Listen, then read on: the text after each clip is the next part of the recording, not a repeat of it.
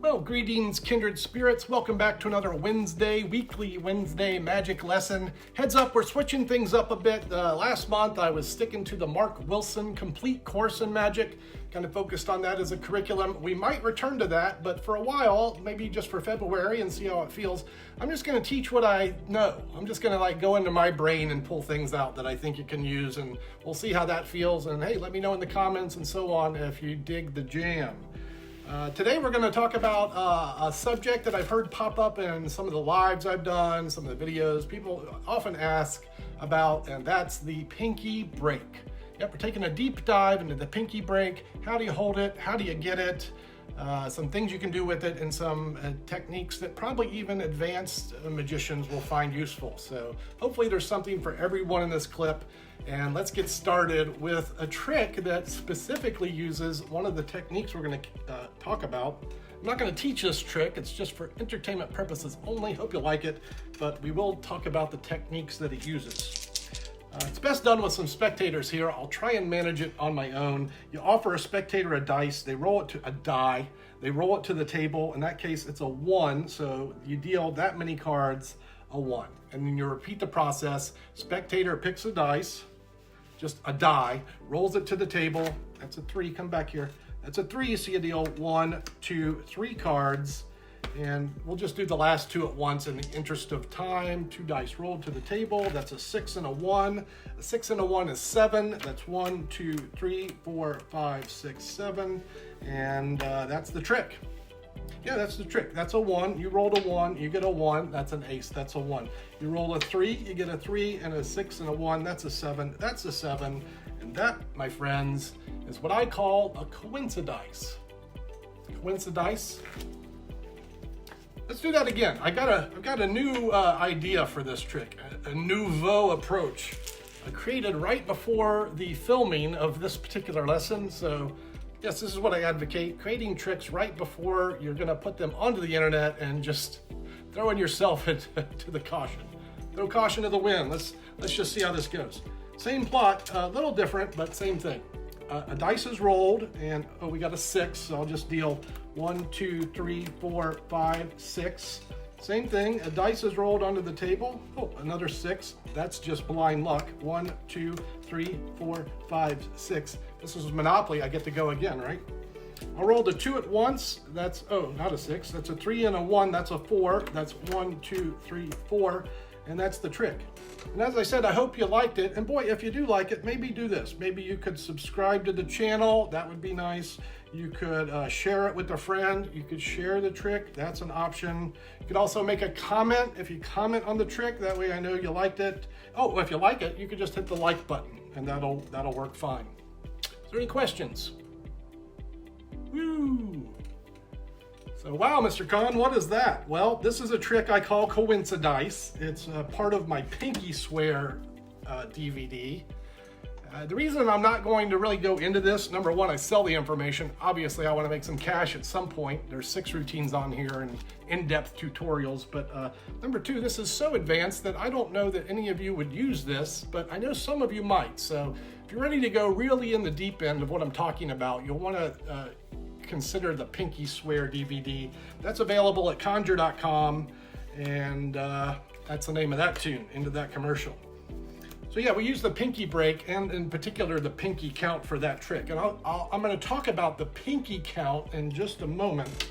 But first, let's talk about the pinky break. What is it? Well, the pinky break is using your little pinky to hold a secret separation between the deck and some other cards. Maybe I'll try and shoot some B-roll here. We'll get some B-roll in of close-up pinky breaks instead of me just jamming my hand at the camera. One word, first and foremost, when you hear the term pinky break, that does not mean put your pinky into the break. That is way too much, and even like that is way too much. The first lesson here is make your pinky breaks minute. They really only need to be like, a millimeter or 2 millimeters, right? Like that feels like it's a lot for me. So try and narrow it down, just the flesh of the pinky. This will allow you to do much cleaner displays. How would we get that break, Mr. Conn? Well, let me maybe explain two ways. A lot of times magicians will tell you to get a break as a card is replaced. So maybe your friend picks a card and you're going to put it back in the deck and try to get that pinky break above or below it. So that's technique one, not my favorite one, but it works pretty good. With the card going into the deck, as you square it in, you just apply pressure with your forefinger, and that's going to make the card shoot out the right bottom corner. So just as you square the deck in, your first and or second finger apply more pressure. That causes the card to jut out, and then you could get a break over it or under it, depending if you push or pull. And then you could just make some cuts, and that'll bring your selected card to the top. So if you ever need to control a card to the top with a break, that's maybe one method. I like to use a dribble. So after someone picks a card, what I do, and this is because it's a pet peeve of mine, I hate grabbing cards from a spectator and inserting them myself. It feels kind of cheap to me to offer a selection to a spectator and then take the card back and selfishly put it back where you want. Let's let the spectator put it back where they want. And to do that, all I do is this. I say, here, just drop your card back. So as I say these words, I dribble the cards from hand to hand. And as I do so, I offer the selection for return. They place it back, and then I dribble the cards as I come forward. So the selection is replaced, and then as I come forward, I dribble the cards, leaving a back jog, a step in jog. So now I can obtain the break as I square this packet up, getting that secret break, and that allows me to either cut, or if you do the pass, you can pass the card right to the top. So, minute breaks, there's a couple ways to get into them, either by the forefinger pushing diagonal or by using the dribble. And I find, again, a word on having a spectator return the card, just say drop your card back in the deck. As they move forward, you pause and let them put it back. And then you continue and just leave a little back jog to obtain the break with. Now the trick that I did with the dice, I'm obtaining breaks from the top of the deck. And for that, I'm going to recommend a technique known as the pinky count.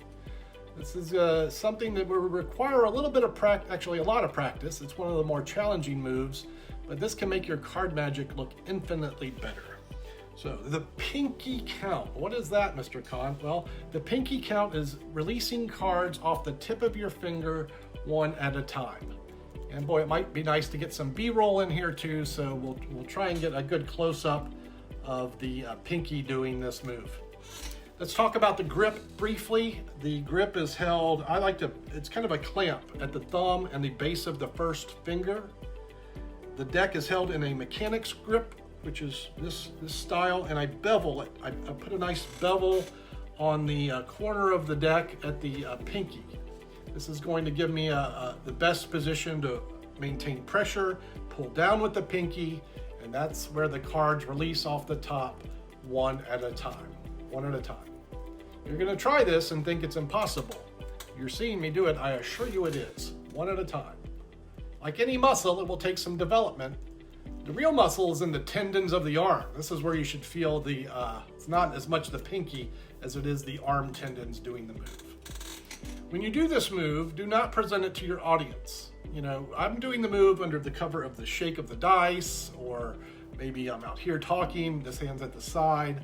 A lot of people that do the pinky count tend to present the move. You keep your arm here, and in the video, I probably had some of that because I'm used to doing that trick with the dice with spectators. I have versions where I do it with Siri, but the idea is I have misdirection to do the pinky count. So if that was a little tight, that's why. Plus a second version I've done one other time right before this clip. There we go, a nice firm pressure downward with thumb between the first finger, a nice bevel at the inside, pull down with your pinky and just let those cards pop off. I would suggest practicing 5. 5 is probably more than you'll ever need. It'll certainly give you enough to get comfortable with 2. So if you're doing double lifts, it's gonna make that technique look a lot better. You know, it will eliminate your hands having to come together to get breaks or pull up to get the break. You know, learn that count, and now you can get your breaks on the fly at the side or as spectators roll the dice. That's going to clean up your double lifts, as well as any secret additions or subtractions, like if you're doing a Browie addition or a Browie reversal where you have to get a break under 3 cards. Imagine how convenient it is to just do this and it's done. Instead of doing this, we're doing this. Yep, it can make your card magic look a lot cleaner. Oh, as I'm staring at this, I also want to mention this is a great way to get into Tilt. Tilt is a wonderful, talking about card controls.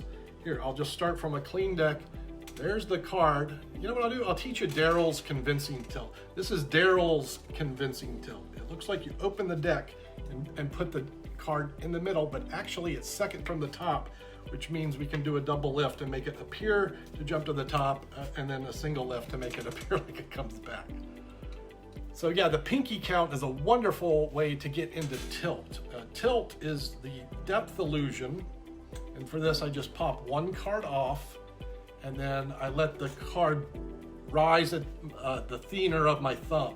So there's like maybe a centimeter gap. It creates a depth illusion, so it appears like when you stick a card into that gap, it looks like it's going into the center, but it's really just going under the top card.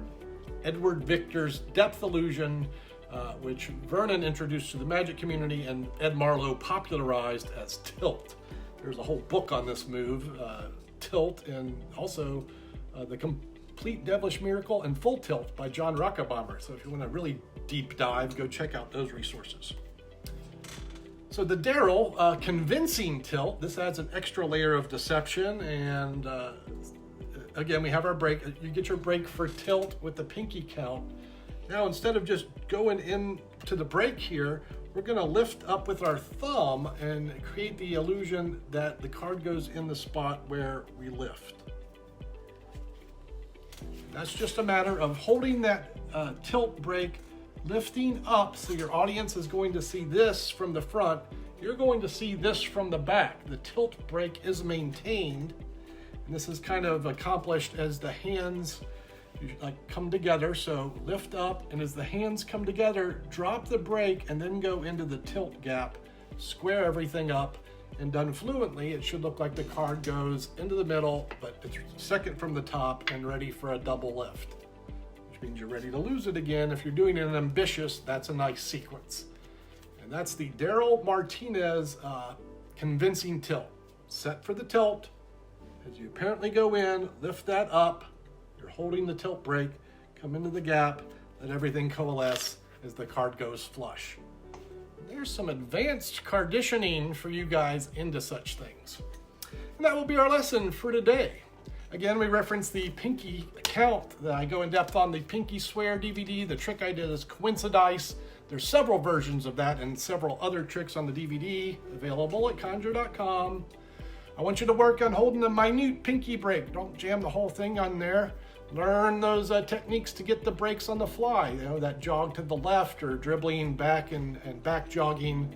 And then, hey, work on getting your one-handed tilt set and maybe get that Daryl thing going for some extra fun, convincing tilt action. Oh, I think that's enough for one lesson today. Thanks again for tuning in, guys. Always appreciate your kind attention, your energy, and as always, thanks for watching. I'll see you next time.